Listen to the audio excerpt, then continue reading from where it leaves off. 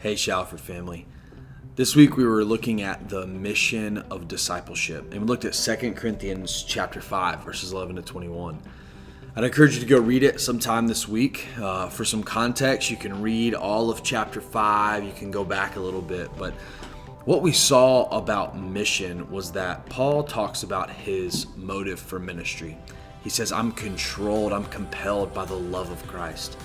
He talks about his vision for ministry, and that's kind of where we spent the most time on Sunday, was talking about our vision for other people. How do you see people?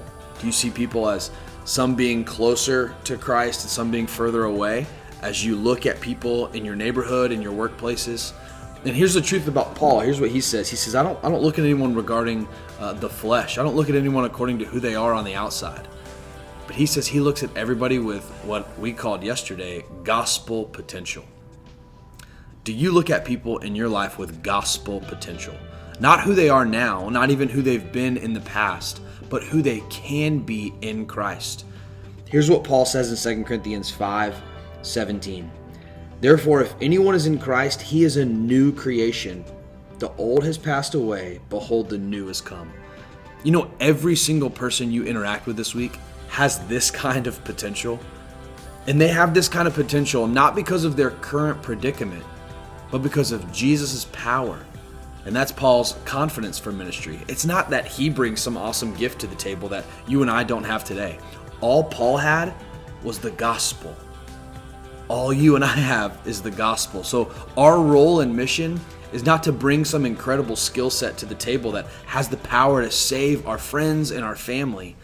No, all we bring to the table is that we're an ambassador. We are walking examples of what happens when we go from gospel potential to gospel reality. You are a walking example of what God's grace can do.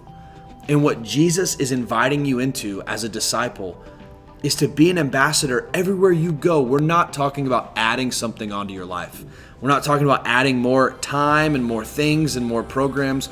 We're talking about you doing everything you already do, but doing it with a new lens, doing it with a new vision.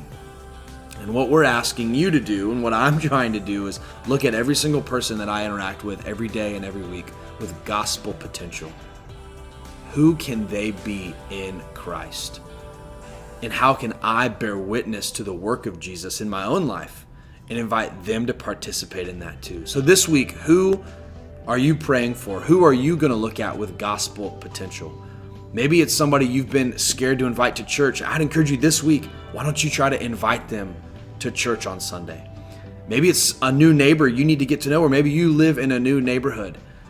Maybe you can go knock on their door and meet a neighbor and just get to know their name. That's a great first step. Somebody in the office, somebody at the grocery store you go to.